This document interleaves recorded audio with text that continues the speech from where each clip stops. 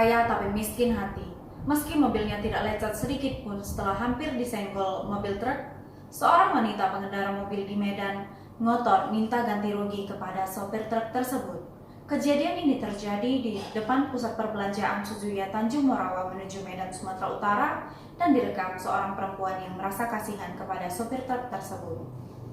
Terlihat jelas dalam video, mobil AG tersebut tidak ada kerusakan atau bahkan lecet sedikit pun. Tampak pengendara perempuan itu marah-marah membentak sopir truk. Sopir truk menjelaskan bahwa tidak ada lecet pada mobil perempuan itu. Akhirnya, sopir truk itu mengajak perempuan itu ke kantor polisi agar persoalannya selesai. Dan berita ini masuk ke dalam daftar terpopuler karena memiliki pembaca sebanyak 10.039 pembaca. Berita kedua datang dari ibu kota Jakarta. Komedian Nunung Sri Mulat sudah diizinkan untuk kembali bekerja seperti biasanya. Baru-baru ini ia menjadi bintang tamu di kanal YouTube milik Deddy Corbuzier. Ia bercerita bahwa dirinya diancam oleh anak-anaknya agar tidak lagi mengonsumsi narkoba. Kendati demikian, wanita berusia 57 tahun tersebut sadar bahwa anak-anaknya begitu mencintai dirinya. Nunung juga mengatakan bahwa sebenarnya dia tak bisa merasakan kenikmatan dari narkoba tersebut. Berita ini masuk ke dalam daftar terpopuler karena memiliki pembaca sebanyak 3.621 pembaca. Berita ketiga datang dari Kota Pematang Siantar, Sumatera Utara.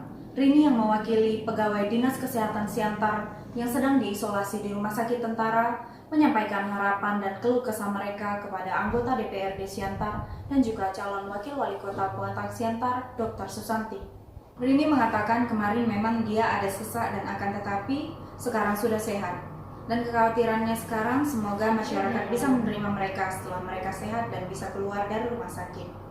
Di tempat yang sama, Dr. Susanti mengatakan kemarin anggota DPRD Siantar memberikan semangat kepada para tenaga medis yang terpapar COVID-19 dan juga masyarakat lainnya yang terkena.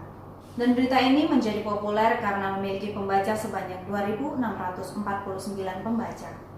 Berita keempat datang dari Kabupaten Simalungun, Sumatera Utara. Dewan Pimpinan Pusat Partai Demokrat memutuskan untuk mengusung pasangan Mujahidin Nur Hasim dan Tumpak Siregar ke Pilkada 2020 9 Desember 2020 mendatang. Partai Demokrat akan mendaftarkan calon bupati dan wakil bupati Simalungun itu ke KPUD Simalungun. Ketika dikonfirmasi terkait surat dukungan tersebut, Nur Hasim mengucapkan terima kasih kepada Partai Demokrat yang telah mempercayainya untuk ikut bertarung dalam Pilkada Simalungun. Hasim menilai kepercayaan yang diberikan Demokrat kepadanya selaras dengan keinginannya untuk memajukan Kabupaten Simalungun yang merupakan tanah kelahirannya. Berita ini masuk dalam daftar terpopuler karena memiliki pembaca sebanyak 2.224 pembaca. Berita terakhir datang dari Kota Medan, Sumatera Utara. Ketua Relawan Jadikan Ahyar Medan 1, Ade Darmawan mengatakan tudingan yang disampaikan Jarod kepada Ahyar Nasution sangat tidak beralasan. Ade berharap sebelum mengeluarkan pernyataan, Jarod harus melihat data secara lengkap. Sebab dalam persoalan MTQ, Ahyar bukan sebagai pengguna anggaran atau PA dan kuasa pengguna anggaran atau KPA. Selanjutnya, pernyataan Jarod yang menyebut jika Ahyar merupakan bagian dari Zulmi Eldin juga mendapat sorotannya. Dalam kasus itu, ia menyebut jika Ahyar tak terlibat sama sekali. Dan berita ini menjadi terpopuler karena memiliki pembaca sebanyak 1.941 pembaca. Itu tadi berita-berita terpopuler yang kami sajikan dalam Top 5 Berita Terpopuler versi Heta News. Saksikan terus berita-berita terpopuler hanya di Heta News Channel. Saya Gita dan seluruh kru yang bertugas mengucapkan terima kasih dan sampai jumpa.